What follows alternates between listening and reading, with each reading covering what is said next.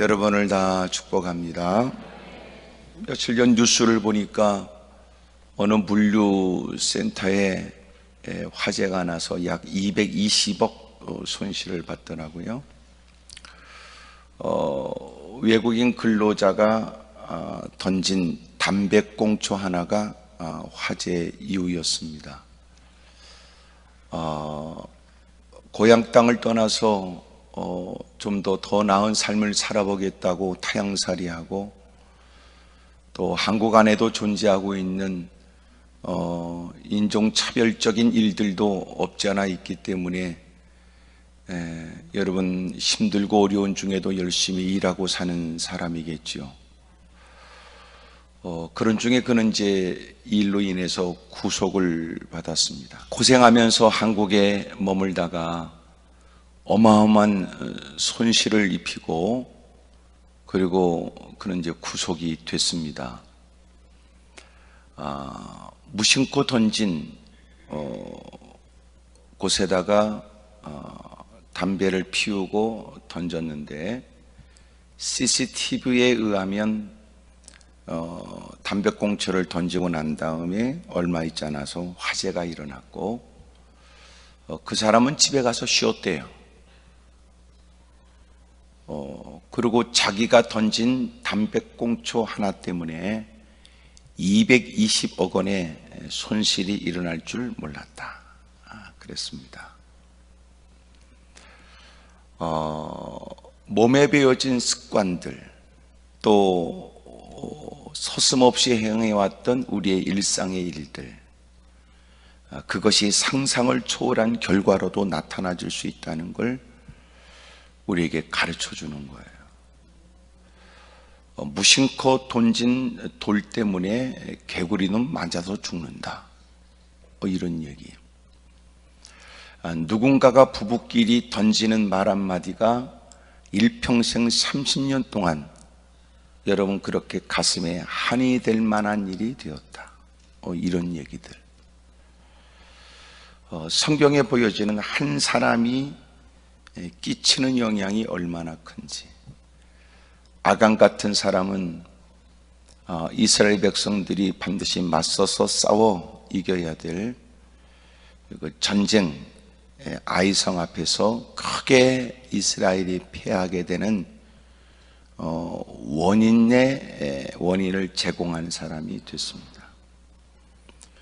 그가 여리고성이 무너질 때 하나님이 단호하게 금하게 하셨던 전쟁을 이기고 난 다음에 노량물 중 각양에 귀한 것들은 다 하나님의 곳간에 드리라 라고 하는 하나님의 말씀을 그가 어기게 되었고, 아이성을 쳐 부셔야 될 처지에 그것이 이유가 되어져 사람들은 36인쯤 목숨을 잃고 전쟁은 패하게 됐습니다. 여러분, 이런 일들을 보면 작은 것은 작은 게 아닙니다. 가면 갈수록 최첨단의 과학과 기술이 집약된 그런 제품들과 또 그런 발전을 위한 그런 어마어마한 기기들이 만들어지는데 숱한 많은 부품으로 이루어진 그런 첨단 기계들이 등장하지요. 그만큼이나 중요한 역할을 하는 게 뭐냐면 부속품 하나입니다. 그만큼 비싼 기기가 의외로 그 조그만 것 하나 때문에 기능을 발휘하지 못하게 됩니다. 나 하나가 중요하다는 얘기를 하고 있고, 우리가 살아가는 삶의 현장에서의 나는 몸에 배어져 있는 일이긴 하지만 내가 행하는 행동 하나가 오랫동안 내가 세웠던 모든 계획을 다 허물 수도 있습니다. 그 전에 오바마 대통령이 고등학교에 가서 했던 얘기 중에 하나가, 너희가 고등학교 때부터 비전을 갖고 있다면 트위터든지 소위 SNS를 하는 데 있어서 조심해야 할 것이다. 우리가 혹시나 기억하고 있는지 모르지만 여러분이 핸드폰에 찍었다 그러면 영원히 안 없어집니다. 여러분이 지운 건 여러분만 지웠을 뿐이지 이 빅데이터에 다 들어갑니다. 그러므로 사진 찍고 문자 남기고 영원히 지워지지 않습니다. 그러므로 뭘 아는 사람은 함부로 거기다가 찍거나 남기지 않는다는 거예요. 갑자기 숙연해지는 건 뭔 일이 있기 때문이라고 생각이 돼요. 통신사에다가 도움을 청하고 크라우드나 이런 데 도움을 청하면 다 나온다는 거예요. 당신에 관해서.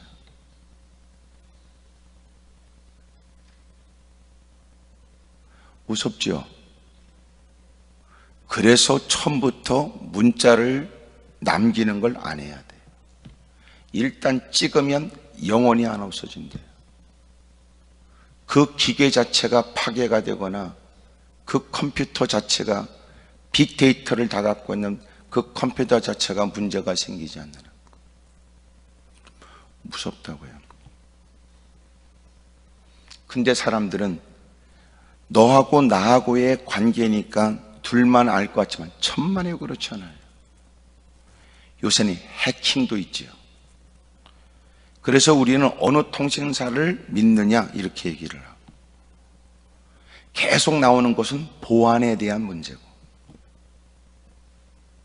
그래서 그곳에 남기는 것은 일상을 살아가는데 필요할 수밖에 없지만 그것 역시도 당신이 고려하며 써야 된다는 거예요. 그러면서 오바마 전 대통령이 너희들이 고등학교 때 SNS 그 기분과 또 분위기에 휩쓸려서 문자를 막 쓰지 말아라. 그것은 없어지지 않고 반드시 네가 열심히 공부하고 뜻을 이루겠다고 계획을 세워서 힘쓰는 중 결정적 순간이 되면 그것은 다시 소환되어져 네가 애써왔던 모든 일에 큰 장애물이 될 것이다. 알겠어요? 놀랍지 않습니까?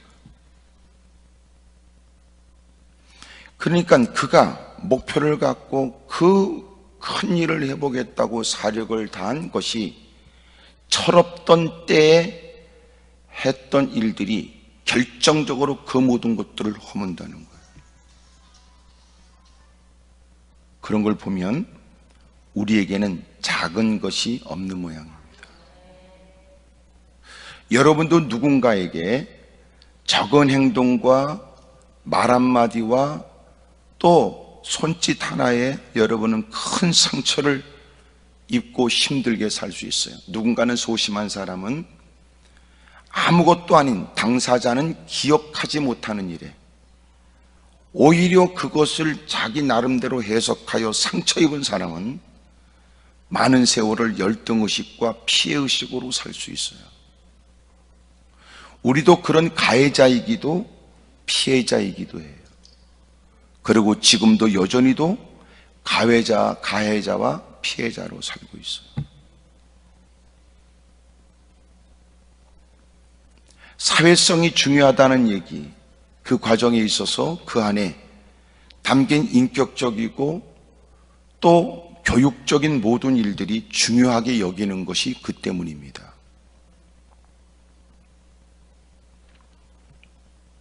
작은 것이 없습니다.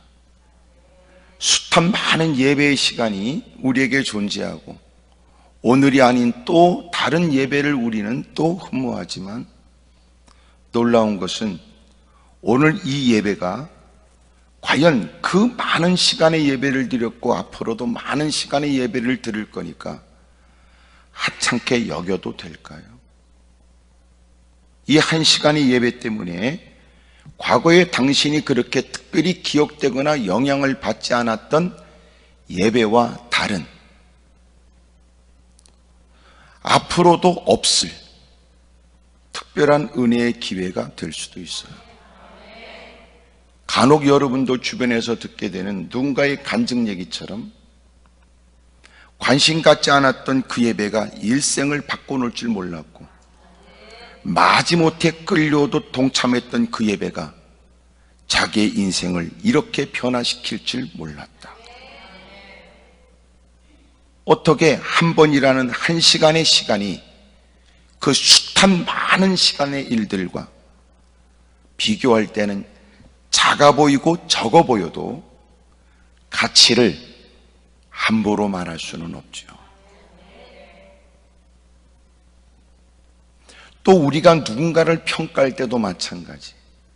이렇게 공식적으로 보여지는 이 모습으로 누군가는 당신을 평가할지 모르지만 이 모습 속에서도 우리는 나 아닌 나의 모습으로 앉아 있을 수 있고, 이 분위기 때문에 누군가의 눈길을 의식하여 마음에도 없는 행동도 할 수 있습니다.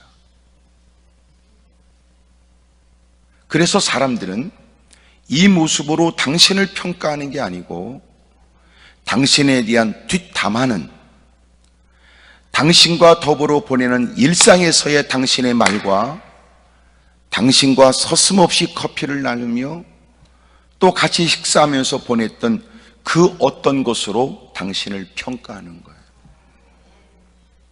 문제는 이 시간은 사람들은 좀 더 의식 있는 행동을 하려고 애쓰게 마련이지만, 놀라웠게도 우리의 일상으로 돌아가면 전혀 그런 의식을 갖지 않는다는 데 있습니다. 이만큼 가까워졌으니 서슴없이 건네는 얘기가 상대방은 그것으로 나를 규정하려고 하고, 사실은 그러고 나눌 수 있는 편안한 자리에서 사람들은 그것으로 나를 평가하죠.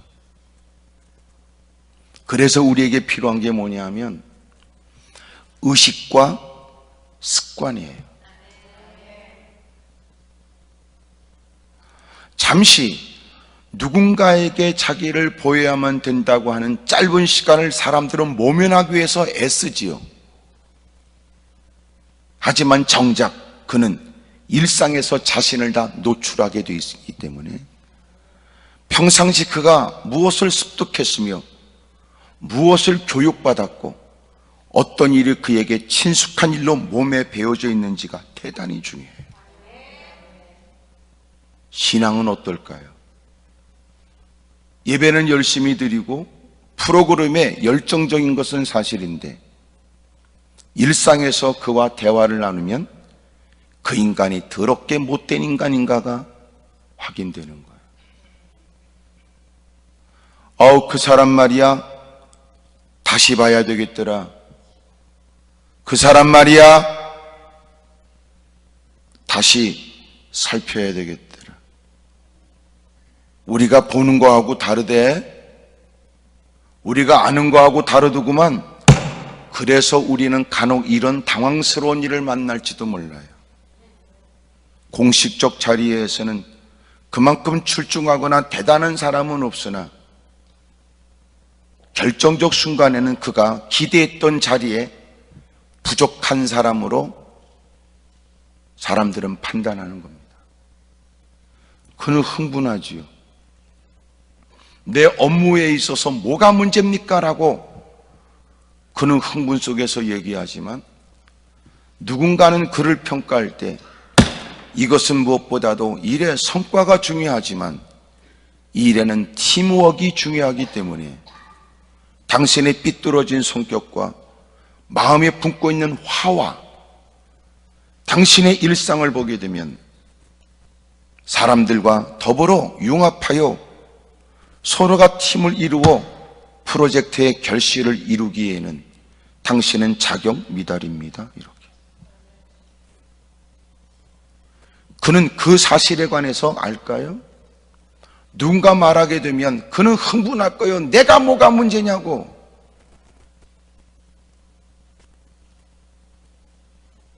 그리고 그는 회사에 불이익을 끼치는 것에 관해서 악을 써대지만, 그러나 회사로서는 합당한 이유가 있는 거예요. 지금까지 자기가 성과 위주로 살기에는 뭐가 문제냐고 말하고 살았는데 사회생활을 하다 보니까 결과가 중요하지만 결과만 중요한 게 아니요, 더불어 다 연관되어진 많은 사람과의 관계가 그만큼 중요하다는 것을 뼈저리게 느끼죠.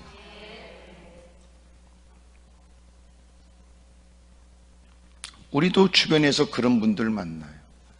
능력은 있으나 인격이 안 됐으면 그 사람의 실력은 존중하지만 그 사람과 더불어 함께 일하고 싶어 하지 않아요. 때로는 누군가는 뭔가가 좀 부족하긴 하지만 그 사람이 인격이 돼 있고 친화력이 있고 다른 사람을 존중 여기고 많은 사람들을 다 사람들이 좋게 여기는 인품을 갖게 되면 사람들은 굳이 실력을 따진다면 그가 자격이 없다는 건 다 수긍하지만 그래도 그를 놓치고 싶어 하진 않아요. 사람들은 서로 노력하여 도와주려고 그러죠. 때로는 그가 할 수 없는 일이라면 어떤 한 부분을 더 떠맡아서라도 그와 같은 공간 안에 있기를 원하는 거예요. 어떻게 작은 게 작은 겁니까? 오히려 큰 결과도 여러분 작은 것들의 조합이 이루어져서 만들어내는 거예요. 요새는 창이라는 개념이 스티브 잡스를 통해서 새롭게 정의되었어요. 새로운 창조물이라고 하는 건, 창의적이라는 것은 지금까지 없던 것이 아니라 있는 것들을 잘 조합하여 새로운 것을 만들어내는 개념이라고 말하는 거예요. 작은 건 작은 게 아닙니다. 오늘 특별히 이 얘기를 들으면서 자기를 살펴보시죠. 우리가 마음 가운데 느껴지는 불합리하다고 느껴지는 것은 왜 그럴까요? 나는 문제가 없는데 저들은 나를 문제 있다고 여기는 거 아니에요. 나는 내 것을 자랑하거나 강조하고 싶은데 저 사람들은 전혀 쓸데없는 것에 마음을 두고 있다, 이것 때문에 흥분하는 거 아니에요. 그러나 정작 입장 차이가 달라요.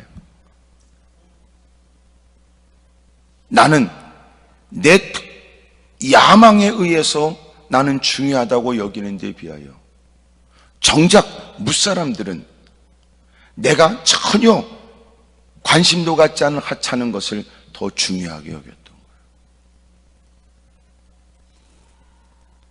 주님 앞에 다가오게 되면 우리는 나를 알게 되고 주님을 배우게 됩니다. 그리고 이웃을 어떻게 대할지를 깨닫게 되지. 신앙생활의 시작은 뭐냐 하면 나를 깨닫는 거예요. 내가 얼마나 모순투성이며 얼마나 이기적이고 얼마나 탐욕스러운가를 모르는 건 아니었지만 실상 앞에도 화들짝 놀랄 만큼의 자신의 실상을 깨닫게 되고, 이것은 나에게만 있는 것이 아니라 모든 인간들에게도 있으니까 이것은 감춰서 해결될 일이 아니라 주님 앞에서는 주님의 깨닫게 하심을 따라 고백을 하고 그리고 주님께 도움을 청해야 돼. 나를 깨닫게 되면 무사람을 이해할 수 있는 마음이 넓어지지. 우리는 무사람들이 이해가 안 됐어요. 왜 그래요? 자기중심이니까. 내가 잘났으니까 무사람들이 이해가 안 되죠.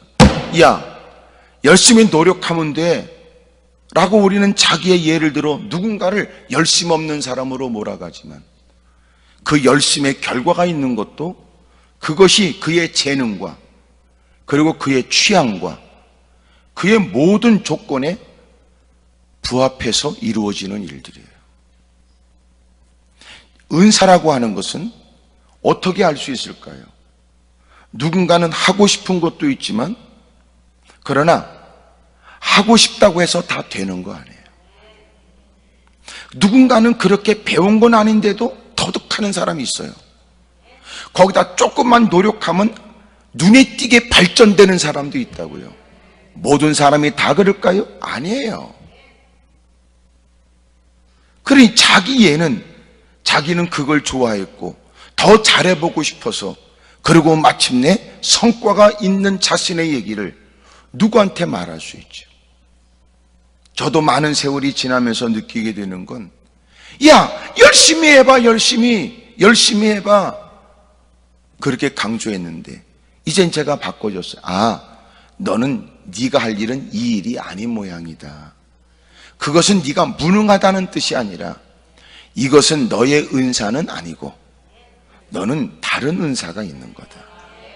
이런 사실을 깨닫게 돼요. 근데 우리는 자기 예를 들어서 너는 무능하고 너는 열심도 안 내고 너는 게으르고 이렇게 몰아가니까 이게 문제지요. 나를 깨닫게 되고, 그리고 자신의 부끄러운 모습을 고백하게 되고, 뿐만 아니라 그러고 나니까 무사람들에 대한 이해의 폭이 넓어지잖아요. 그렇구나. 저 사람이 나쁜 건 아니었어. 저 사람이 무능한 건 아니야. 이 일에 관해선 저 사람이 맞지 않는 일이고. 여러분, 생각이 다르죠. 또 하나, 나는 지금 이 일을 잘해 저 사람과 월등히 비교되는 모습이긴 하지만 그 사람이 잘하는 일은 나는 할까? 나는 못하는 거예요. 어찌 그 사람을 무능하다고 말해요? 이것은 내가 잘할 수 있는 일이고, 저 사람은 또 내가 못하는, 그러나 누구보다 잘할 수 있는 일이 있어요. 그걸 존중히 여겨줘야 우리 모두는 그리스도의 건강한 지체가 되는 거예요. 전도라는 건 우리가 해야 될 일이에요. 하지만 방식에 있어서는 각각 달라요. 성격도 기질도 다른 것처럼 받은 바 은혜를 따라 그 은혜를 어떻게 표현하고 어떻게 전달할지는 다르죠.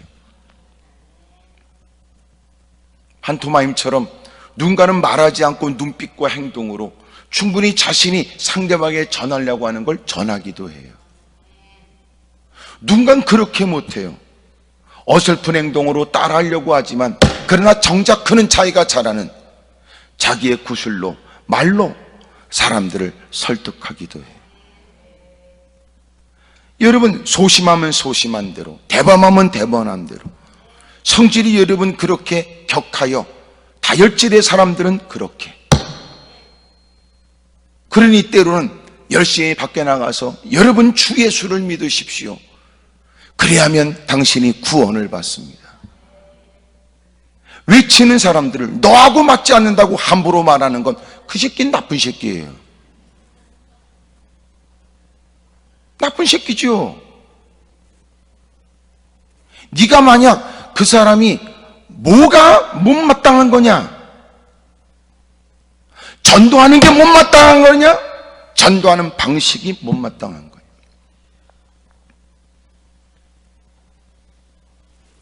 전도하지 말라는 거냐? 방식의 문제냐? 그러면 너는 어떻게 전도하는데? 넌 어떻게 전도해?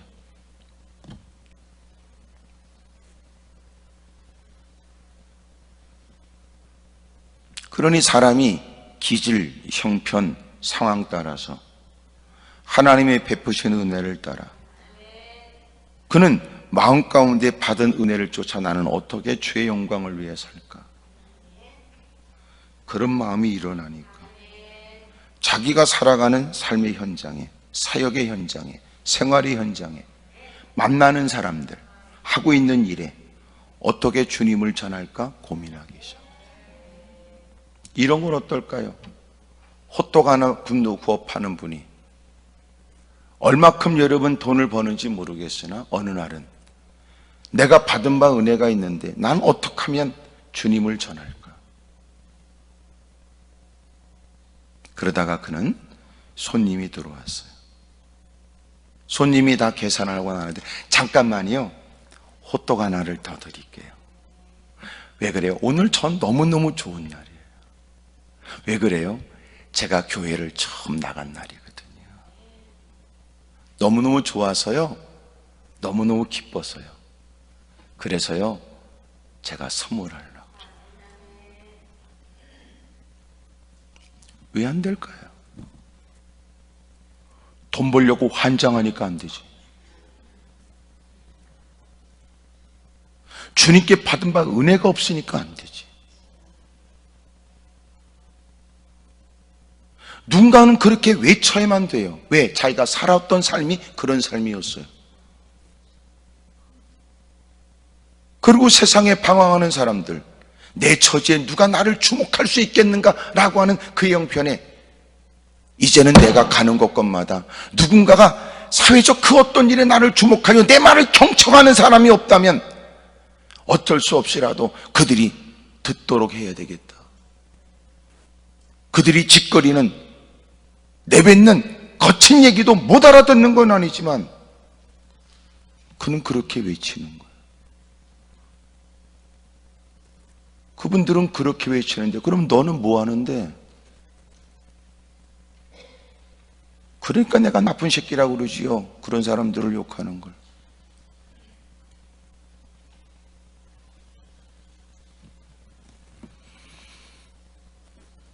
내가 나를 알게 되면 무사람들에 대한 포용력이 생겨요. 이해가 깊어지죠. 상대하는 사람도 폭이 넓어져요. 어찌 보면 이 시대에는 이런 사람들을 필요로 하는 시대가 됐어요. 왜 그럴까요? 남의 일에 관심이 없어요. 나도 너를 간섭하지 않을 테니까 너도 나를 건들지 마라. 이럴 때 모처럼 마음 먹고 좋은 말 한마디 했다고 해서 내가 생각했던 좋은 관계가 이루어지지 않아요. 내가 처음 다가가면 사람들은 외면하기도 해요. 그래도 다가가면 사람들은 귀찮아하기도 해요. 그래도 다가가면 오히려 사람들은 싫다는 거부 반응의 일들을 보일지도요. 그래도 그를 위하는 마음으로 따뜻한 마음이 얼마큼의 시간이 지나야 그들의 마음에도 전달이 돼요. 이해가 되시죠? 여러분, 소위 손난로라고 하는 것도 비벼서 따뜻하게 하는 것도 그냥 맨손으로 느끼는 것과 두터운 장갑을 끼고 느끼는 건 달라요. 워낙 사람들은 경계하고 인간관계를 썩 그렇게 절대적 중요한 일로 여기지 않는 세상이기 때문에 누군가 따뜻하게 다가가는 것이 그들의 차짓한 마음에 전달되기까지는 시간이 걸리는 거예요. 그래서 자기를 알아. 그래, 나 같아도 그랬겠다. 그렇게도 보여지겠네. 아이고, 얼마나 힘들까. 그러면서 다가가는 그 모습에 시간이 지나야 비로소 그들이 우리의 진심을 이해하기 시작해요. 그리고 그들은 냉담하게 대했던 모습과 달리 어느 때가 되면 고맙다고 말할 거예요. 사실은 나는 다른 사람이 다 필요치 않다고 혼자로도 충분하다고 말했지만 사람들은 다 외롭고 그리운 거예요. 그러니까 무엇에다 마음을 쏟지요. 집에 키우는 개한테 마음을 쏟아. 마음이 허전하니까 내가 네 애비다 그러고 애미다 그러고 개 족보를 만들지만 실상 여러분 그 마음이 허한 거예요. 뭔가 의존하고 싶어요. 그러나 또 하나는 사랑하는 것도 두려운 마음이 생겨요. 왜 그래요? 거절당할까 봐 두려워. 배신당할까 봐 두려워. 요새는 워낙 텔레비도 꼭 막장 드라마에 배신을 때리는 걸 너무나 많이 봤기 때문에. 사랑하는 여러분, 작은 건 아닙니다. 오늘 시작하시지요. 따뜻한 말로. 여러분, 때로는 요새는 손을 맞잡고 악수하는 것도 어려운 시대가 돼서 꼭 주목을 댄다는 것도 또 그것도 이상하더라. 파이터들이 만나는 무슨 격투장처럼 말이에요. 파이터들이 만나면 장갑을 끼고 권투 장갑을 끼고 서로가 이러면 레프리가 불러서 그러고는 서로 조심할 거 다 얘기하더니 헤어질 땐 또 두 주먹으로 툭 부딪히고 떨어졌다가 신호와 함께 쫓아가서 두들겨 패고 악을 쓰고 피 터지게 싸우는데 말이에요.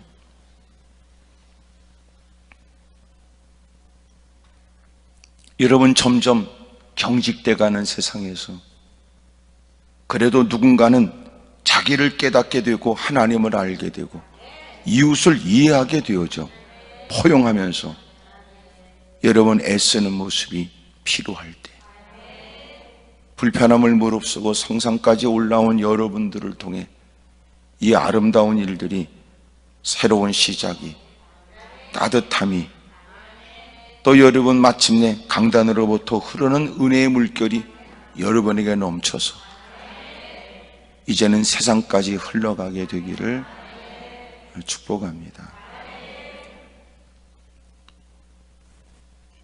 이스라엘 백성들이 출애굽을 하고 그들은 광야를 지나게 되는데 그들에게 있어서 절대적으로 필요한 건 광야에서 물일 거예요. 이것은 사람들이 생존을 위해서 절대적으로 필요한 거니까.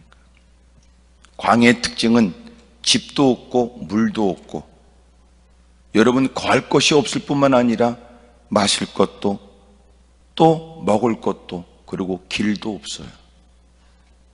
그러니 힘들고 어려운 처지에 적어도 허기진 배를 채우는 것 이전에 가름목을 축일 수 있는 물이 있어야 되지만 그러나 이들은 물이 없게 되자 문제가 일어났습니다. 상황은 이렇습니다. 출애굽기 17장 1절에 이스라엘 자손의 온 회중이 여호와의 명령대로 신광야에서 떠나 그 노정도로 행하여 르비딤에 장막을 쳤으나 백성이 마실 물이 없습니다. 그들에게 크나큰 위협적인 목이 가라게 되었고 먹을 물이 없다는 것은 큰 위험의 일이었는데 그 일이 있게 된 이유는 하나님의 명령을 따라 결정하여 노종대로 움직이다가 그런 거예요. 하나님이 인도한다는 말은 어떻게 이해가 됐어요? 주님이 인도한다. 여러분 시편 23편을 우리는 즐겨 암송하지요. 여호와가 나의 목자시니 내게 부족함이 없습니다. 지팡이와 막대기로 우리를 인도해 가시는데 사망의 음침한 골짜기도 두렵지 않습니다. 주님이 우리를 그렇게 푸른 초장 맑은 시냇가로 인도하시지. 주님이 인도하신다. 여러분 이런 부분의 일들은 누구보다도 선택받은 사람이고 또 누구보다 각별한 은혜와 지도를 받고 있다는 일에 뿌듯한 마음과 평안한 마음도 들기는 하지만 예기치 못한 문제를 만나게 된 거예요. 여러분 잊지 마세요. 부족함이 없다는 건 누군가가 부러워할 만한 풍성함이 있다는 말이기도 하지만 때로는 부족함이 없다는 것은 우리가 알지 못하는 것까지도 고려하신 주님의 조치도 있다는 것. 우리의 짧은 안목으로 우리 주변을 배회하고 있는 원수마귀의 마지막 때의 모습이 우는 사자처럼 두루 다니는데 그걸 알까요? 동물의 세계나 동물의 왕국 같은 걸 보게 되면 거기에는 짐승들이 자신이 얼마나 위험에 처했는지를 모르고 유유자적 그 무리 가운데서 즐겁게 편안하게 풀을 뜯고 있을 때 맹수들이 벌써 먹이의 시선을 두고 몸을 낮추고 그리고 서서히 자기가 뛰어가서 잡을 수 있는 거리까지 자기의 몸을 숨기고 다가가요. 우리의 눈에 보여지는 짐승이 여러분 그 먹잇감의 눈에는 모든 사물이 다 풀처럼 잘 보여지지 않는데요. 가까이 다가올 때까지는 말이죠. 자신의 모습이 들통나지 않도록 몸을 낮추고 있다가 충분히 이 거리라면 쫓아가 짐승의 목돌림을 물고 그러고는 자기의 허기진 배를 채울 수 있는 먹잇감으로 만들 수 있다고 여길 때까지 다가가 탁 튀어나가는 거예요. 우리는 혹 졸다가 놀랄 얘기로 들리지만 벌써 짐승 하나는 목숨을 잃은 거지.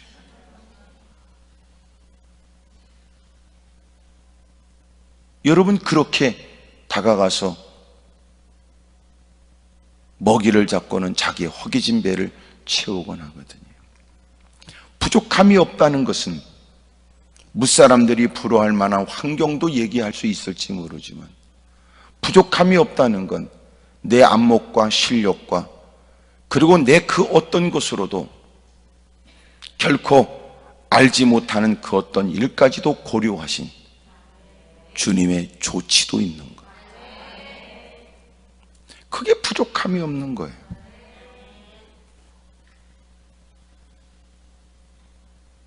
부족함이 없다는 것은 여러분 누구보다 많은 것을 가지고 있는 건 아니지만 그 어떤 누구도 부러워하지 않는 거예요.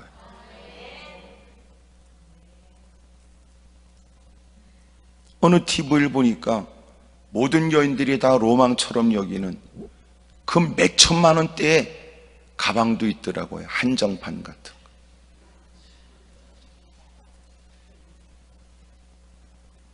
우리는 여러분 3개년 계획을 세워서 그걸 샀는데 놀라운 건 신상품은 자주 나온다는 거 아닙니까? 그것만 사면 되고 자기의 상상에 그걸 들고 다닐 걸 생각하고 무사람들이 부러워할 걸 생각했는데 드디어 3개년 계획을 세워서 그걸 샀는데 이제는 구 모델이 된 거지.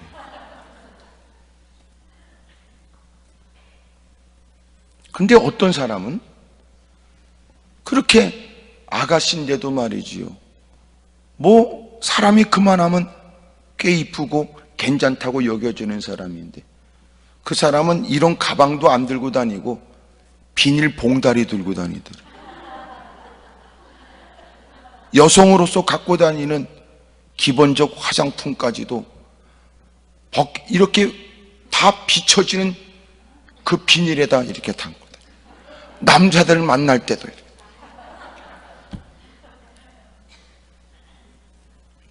전혀 가방을 이렇게 멋진 거 들고 전혀 관심이 없더라고. 그런 사람도 있더라. 남편들이 들으면 좋아할 얘기일까?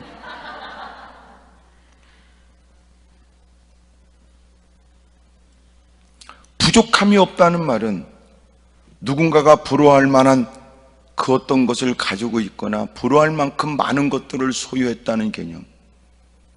때로는 누구도 알지 못하는 그의 모든 앞날의 위험일까지도 조치하시는 주님의 섬세하시고 여러분 지극정성의 돌보심에 또 하나는 부러운 게 없어요.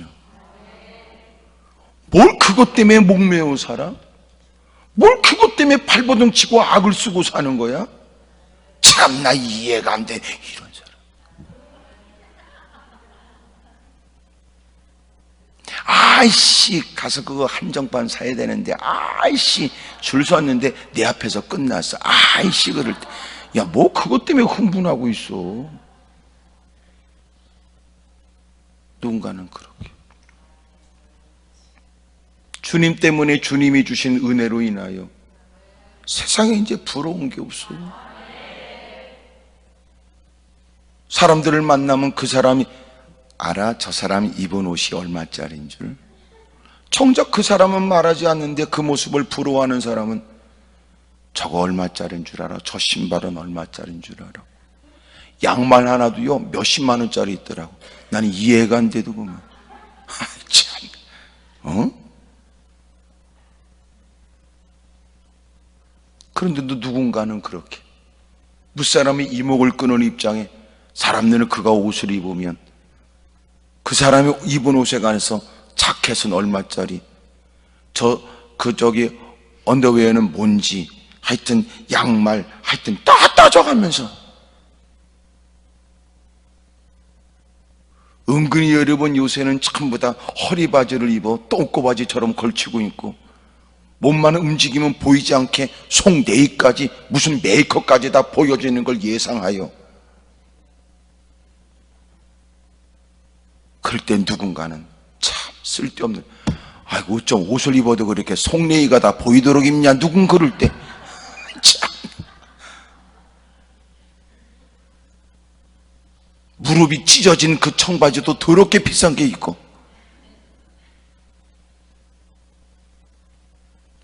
누군가는 전혀 부럽지 않아.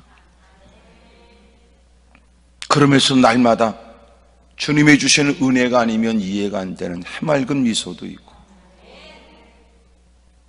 그러게 사는 사람 그렇게 하나님이 여러분 명령하여 이끌어 가시는 그 길은 왜 시편 23편이 말하는 것처럼 여호와는 나의 목자시니 나를 결국은 푸른 초장 맑은 시냇가로 인도해 가실 것이다. 안전지대로 부족함이 없는 곳으로 마음껏 뛰놀 수 있는 그곳으로 자유가 있는 그곳으로 나를 인도해 주실 것이다. 그래서 주님이 명령하신 건 역시도 주님이 그렇게 우리를 그곳으로 인도하기 위해서 이끄시는 것이다. 왜 우리는 그게 안 될까요? 물론 과정 속엔 물이 없어서 어려움을 겪어요. 하지만 결론은 뭐였어요? 주님은 그들에게 반석을 쪼개어서 그들에게 물을 주신 거예요. 여러분 반석에서 나온 물 먹어봤어요? 여러분 하나님이 기가 막힌 방법으로 주님이 그들에게 물을 주신 거예요. 이것저것 둘러보면서 물이 없으니 물이 없다고 생각했고 노력했으나 노력의 결과로서 얻지 못하자 이것은 하나님께 대항할 일이고 하나님의 뜻을 대행하고 있는 모세와 맞설 일이었으니 상황이 어떻게 되느냐 모세가 기도할 때는 하나님 빨리 조치해 주지 않으면 저들이 내게 돌을 치겠나야 돌로 치겠나이다 그랬어요. 상황이 너무나 긴박해진 거예요. 백성들의 모습은 이거였지. 우리를 좋은 곳으로 인도한다고 하지만 이런 조그만 것조차 충족되지 못하는데 앞으로 무슨 놈의 가나안 땅이냐 이렇게 생각해요.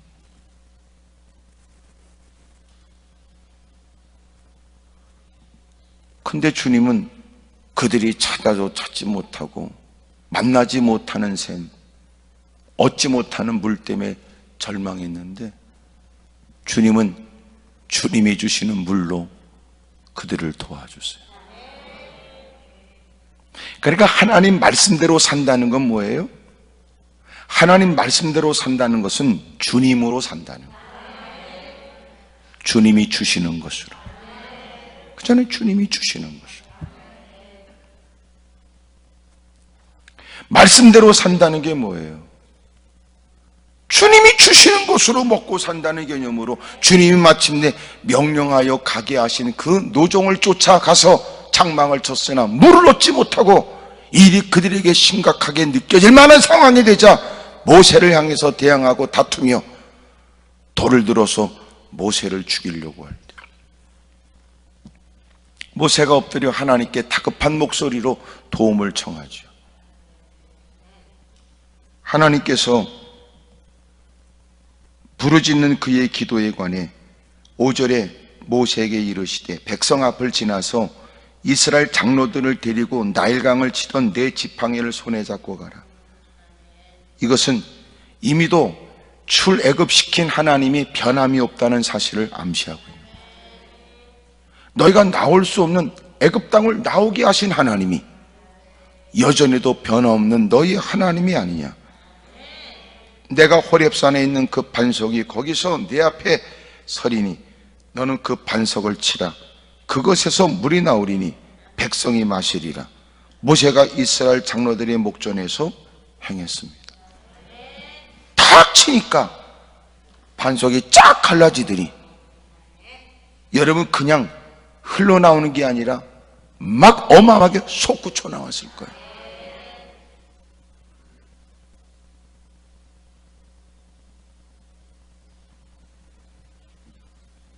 사람들은 그것으로 목을 축이게 됩니다. 사랑하는 여러분, 하나님의 말씀대로 산다는 것은 반드시 하나님이 나를 책임져 주실 줄로 믿는 믿음이어야 돼요. 나는 주님으로 살아. 나는 주님이 주시는 것으로 먹고 살아야지. 상황을 볼 때는 야, 너 뭘 먹고 살아? 형편을 볼 때는 넌 어떻게 할래? 그러나 철저히 하나님 말씀을 쫓아 행보를 옮기는 사람, 그는 마음이 달라. 나는요, 하나님으로 먹고 살려고. 그랬더니 도대체 물은 없으나 물이 있을 것 같지 않은 반석에서 하나님은 물을 내게 하신 거예요. 세상이 여러분 살아왔던 삶의 방식과는 전혀 같지 않아 내가 무슨 도움을 받을 수 있을까 싶은데, 그런 형편에도 주님이 하나님의 자녀들을 말씀에 귀를 기울여 말씀으로 모든 행보를 결정하는 사람들, 하나님이 그들을 먹이시고 입히신다. 오늘 이런 은혜가, 이런 은총이 저와 여러분들에게 있길 바라요. 대부분 우리는 말씀대로 산다는 의미가 뭐예요? 자기가 원하는 것을 이루겠다는 거 아니에요?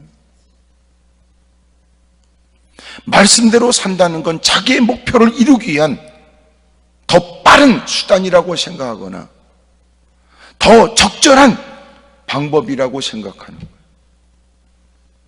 근데 말씀대로 살다가 자기가 생각했던 여정이 아니야. 자기가 생각했던 일들이 아니야. 주님이 깨닫게 하는 게 뭐예요? 하나님 말씀대로 산다는 건 하나님으로 먹고 산다는 걸 말해요. 크게 아멘 하십시오. 하나님이 주시는 것으로 마시고 하나님이 주시는 것으로 배를 채우겠다는 것. 이게 무슨 말이에요? 내가 지금까지 물을 얻기 위해, 허기진 배를 채우기 위해, 내 삶에 필요한 것들을 공급받기 위한 내 나름대로의 방식은 허물어진 것처럼 보여져도 내가 하나님 말씀대로 살면 하나님은 하나님의 방식으로 그를 부족함이 없게 하신다. 오늘 여러분에게 묻고 싶어요. 왜 말씀대로 살려고 하십니까? 당신이 원하는 일에 하나님을 공범으로 만들려고요? 당신이 생각하는 그 야망에 하나님을 그저 돌쇠처럼 쓰고 싶어서요? 뭐 때문에 당신이 하나님 말씀대로 사는 것처럼 하십니까? 하나님의 말씀대로 산다는 것은 하나님으로 살겠다는 거예요. 하나님으로 살겠다는 마음이 있어야 하나님 말씀대로 사는 거고, 그러나 하나님 말씀대로 사는 것처럼 보여지지만 하나님으로 살겠다는 마음이 없으니까 껄핏하면 도전하고 시험하고 대적하는 거예요. 왜냐하면 자신의 의도와 자기의 계획에 충족되어져야 되는데 뜻한 대로 되지 않으니까. 생각이 좀 달라지시지. 소위 이런 거, 하나님 내가 뭘 할까요? 말씀해 주세요라고 아주 애절한 목소리로 주님을 찾는 이유는 어디에 있습니까? 하나님의 말씀을 기다리고 하나님 말씀을 사모하는 이유는 어디 있냐고요? 대부분은 자신이 원하는 목적을 이루겠다는 거죠. 그러나 하나님 내게 말씀해 주세요, 이 말은 하나님으로 살겠다는 것이어야 하는데,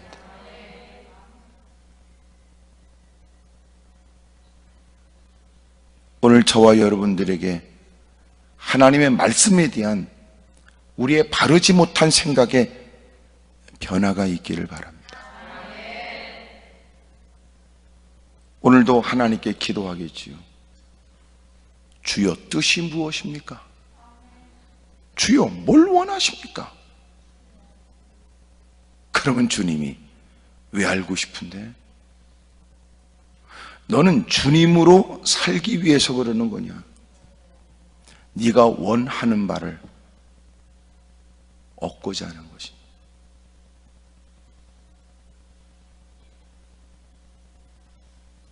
이유가 어디 있어요? 뭐 때문에 그래요?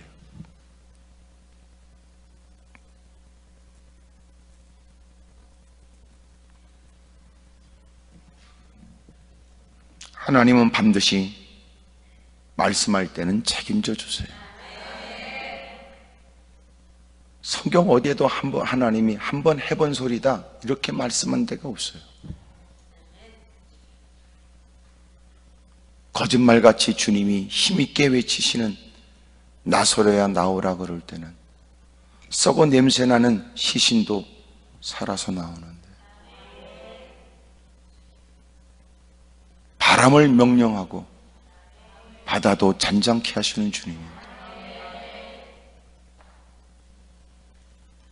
우리는 대부분 하나님의 말씀을 생각할 때는 자신의 위기와 어려움을 모면하기 위한 한 방법으로서 자꾸 요구해요. 그러나 말씀을 요구하는 사람의 더 근본적 마음 자세는 주님으로 살겠다는 마음이어야 한다. 가는 길이 본인도 어색한 일이고 위험도 감수해야 될 일이었지만, 놀라운 것은 여러분 생활 가운데 생각지 못한 더 큰 시련도 우리에게 올 수 있겠죠.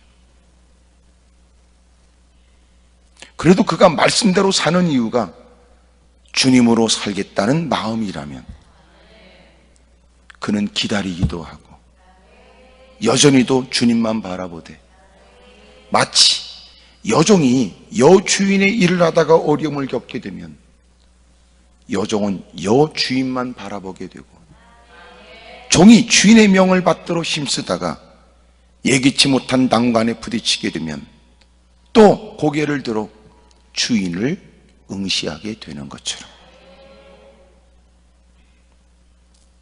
여러분, 우리는 주님으로 살고자 주의 말씀에 귀를 기울이는 것입니다. 주의 말씀대로 살다가 겪게 되는 이런저런 어려움에도 우리는 여전히도 주님께 마음을 두는 거예요. 사랑하는 여러분, 주님으로 사십시다.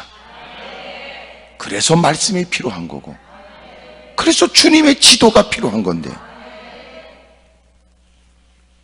겉으로 볼 때는 순종하여 남다른 신앙심이 있는 듯 보여지지만 살펴보니까 그는 자기를 위해서 살 뿐이고 자기의 목적에 대한 성취 욕구에 사로잡혀 있을 뿐이고, 자기가 원하는 것의 결실로 누군가에게 자신을 보여주고 싶은 생각에 사로잡혀 있는 경우도 많습니다. 오늘 주님으로 살고자 하는 사람,